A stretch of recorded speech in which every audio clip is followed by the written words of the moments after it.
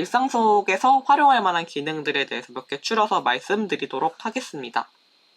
자, 우선 첫 번째 활용할 만한 기능은 이제 여러분이 이제 GPT라든가 이런 걸 잘 써서 취업을 한 거예요. 그런 거 할 때 이제 그 상사분에게 나중에 회의 요청을 할 때가 있거든요. 그러면 이제 그 메일을 이제 보내야 되는데 메일을 한 번도 안 써보면 솔직히 어떻게 쓰는지 잘 몰라요. 저도 잘 몰랐어요. 그래서 상사분이 알려줬었는데 뭐안 알려주는 분들도 있거든요. 이게 막 그런 거 있잖아요. 막 그 아무도 말하지 않았지만 그래도 지켜야 되는 그런 매너 같은 것 중에 하나거든요, 이게. 이것도 메일도 은근 못 쓰면은 그 뭐라고 그 나중에 한 소리 들을 수 있기 때문에 그냥 이거를 이제 뭔가 쓰기 전에 한번 GPT한테 물어보는 것도 좋아요. 약간 이제 그 콜드메일 같은 경우는 형식이 딱 정해져 있잖아. 안녕하세요, 뭐 땡땡님. 저는 회사에 막 어떤 회사에 아니면은 어떤 부서에 땡땡땡 뭐 사원인데요. 어떤 주제에 대해서 논의를 하고 싶은데 혹시 뭐 이런 시간대에 저는 그 만날까 계획을 하고 있는데 혹시 이 시간 안 되면은 이제 다른 때 한번 그 또 좋으니까 편한 시간 한번 말씀해 주실 수 있나요? 뭐 이 회의는 어떤 점에서 중요하기 때문에 그 시간을 내서 의견을 얘기해 주시면 참 감사하겠습니다 하면서 이제 감사합니다 하고 이제 땡땡 올림 이런 식으로 딱 마무리하는 글 같은 거 이제 그냥 요거 템플릿 긁어가지고 뭐 조금 바꿔가지고 메일 보내면은 그래도 그냥 안녕하세요 이때 회의 어떠신가요? 감사합니다 땡땡입니다 라고 하는 사람보단 낫겠죠 아무래도. 자, 그거랑 이제 여행 계획 같은 거를 이제 세울 때 좋습니다. 그냥 은근히 명소 찾는 게 일이잖아요. 자잘자잘하게. 이게 블로그라던가 그런 거 글 보다 보면은 좀 내가 원하지 않는 그냥 광고 글이라든가 아니면은 부분까지 너무 난 블로그에 뭔가 블로거에 뭐 일상 사진을 보고 싶었던 건 아닌데 그냥 이 뭔가 장소들을 보고 싶었는데 약간 쓸데없는 정보들을 보면 좀 별로잖아요. 그때 이제 그냥 여행 계획 같은 거를 얘한테 물어보면은 명소를 딱 알려주기 때문에 계획을 세울 때 좀 편했습니다. 저 같은 경우는. 그래서 예를 들어 강릉 계획, 강릉의 여행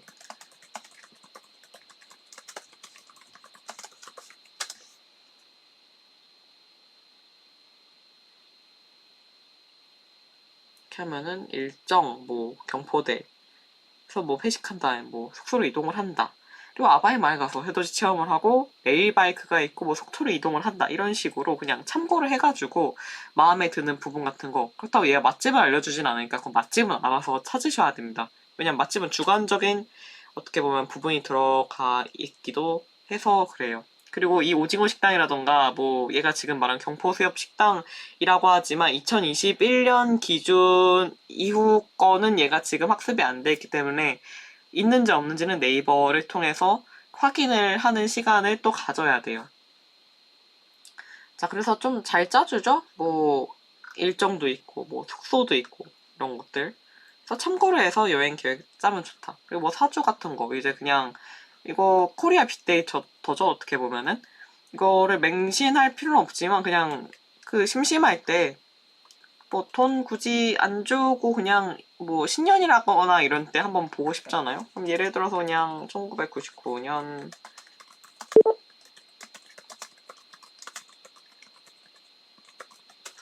근데 이제 사주가 어떻게 보면은 개인정보에 살짝 걸리는 부분이기 때문에 얘가 지금은 답변을 해주지만 안 할 때도 있어요. 그러면 한번 몇 번 질문을 바꿔가지고 다른 표현으로 아까 제가 얘기했었던 다른 표현을 한번 물어보면 대답을 해줄 수도 있으니까 그냥 이런 것들 보고 그냥 재미로 그냥 그 체험을 해보는 시간도 전 좋을 것 같습니다. GPT 같은 경우에 익숙해지면은 질문은 저절로 잘 해주니까. 그래서 덕담을 해주네요. 뭐 얘는 이분은 이제 뭐 운세적 경향을 보여주는 건 불가합니다 하면서 이제 완벽하게 사주 분석은 아니지만 대충 이 사람이 뭐 어떤 별자리고 뭐 그런지는 알려주네요.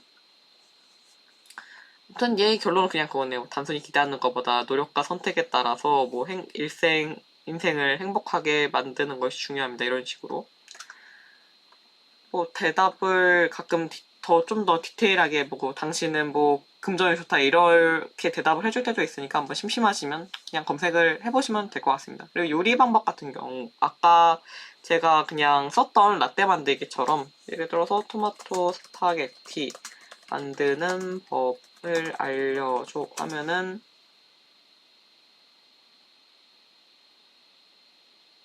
이제 이게 어떤 나라의 음식인지 얘기를 해주고 기본적으로 들어가는 뭐 재료들 그리고 이제 만드는 방법들을 알려줍니다. 저는 약간 좀 재밌다라고 생각했었던 부분은 뭔가 0. 몇 g이라고 얘기할 줄 알았는데 이게 뭔가 사람들이 요리 표기를 쓸 때 주로 적당히, 조금만, 조금 익은 것 같으면 약간 이런 식으로 쓰는 표현들 있잖아요. 얘도 똑같이 그렇게 표현을 하더라고요. 그대로 학습해서 그런지 몰라도.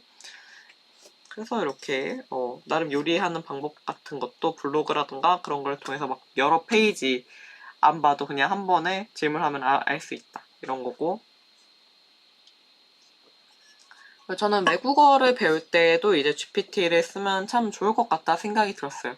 예를 들어서 이거 되게 좋은 문장 같아가지고 그냥 써봤던 건데 뭐 한국어로 이렇게 있으면은 번역을 하거나 그럴 때 좋습니다. 자, 예를 들어서 이 문장을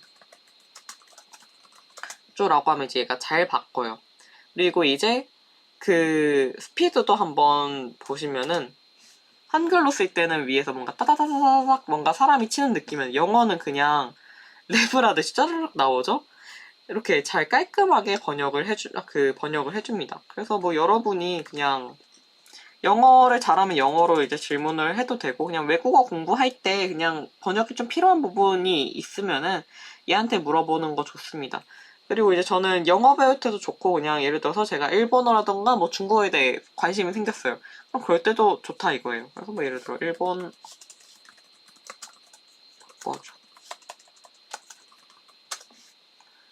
바꿔줘는 이제 잘 대답을 해주죠.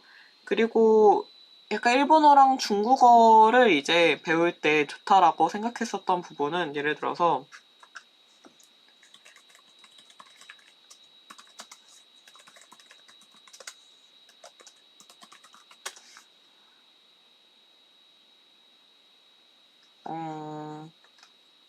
이거를 쓰고 싶었던 거 아니네. 행복하세요가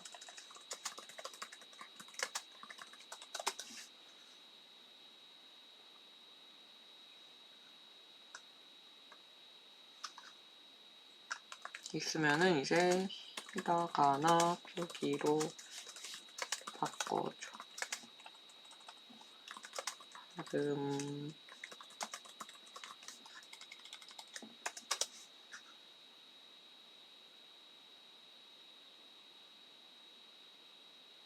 이렇게 알려주죠. 그래서 좀 좋다라고 생각합니다. 이거 약간 외국어 노래 같은 경우는 발음 같은 경우도 이제 막 영어로 쓰여 있거나 그러면은 그냥 뭐지? 하면서 이제 좀 여러 번 찾아봐야 되는데 그냥 딱 내가 원하는 부분, 그러니까 특히 노래 가사 같은 경우는 그냥 이렇게 쫙 한 다음에 이거 발음이랑 표기 방법 알려줘 하면은 편하게 볼 수 있기 때문에 활용을 하면 좋습니다.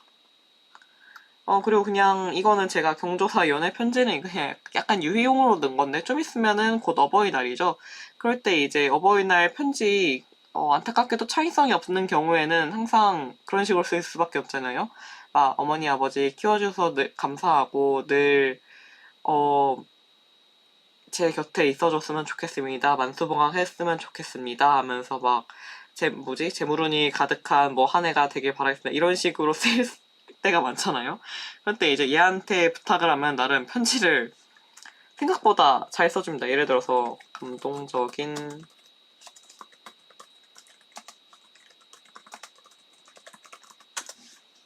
저 같은 경우에는 저희 이모가 이제 그런 말 했었거든요. 막, 너는 맨날 어버이날 때 똑같은 말만 쓴다고? 맨날 만수무강 하라고 마무리한다고? 뭐, 근데 크게 여러분들 저와 다르지 않겠죠? 뭐, 올해는 이제 그 GPT가 썼다는 거 말 안 하고 이렇게 써주면 좀 감동적일 것 같은 그런 내용들을 씁니다. 막 특별한 날에 이제 깊은 감사의 마음을 담아서 좀 진지하게 이제 평소와 다르게 쓰는 거죠. 이러면은 이제 그 5줄의 한계를 이제 뛰어넘을 수 있잖아요, 최소. 그래서 결론적으로 말했을 때 뭐 어떻게 보면 진정성이 안 담겨 있다라고 생각을 하실 수도 있지만 이거를 모르면은 좀 어머니 아버지가 기쁘게 그래도 우리 자식이 날 좀 생각하는구나 하면서 행복하면 그것도 나름 저는 나쁘지 않다 생각합니다. 그래서 이런 것들의 기능이 있다. 그래서 뭔가 감성적인 편지를 쓰는데 어려움을 겪고 있는 분들에게 이런 GPT가 좀 도움이 될 것 같아서 한번 쓰면 좋을 것 같아서 추천드렸습니다.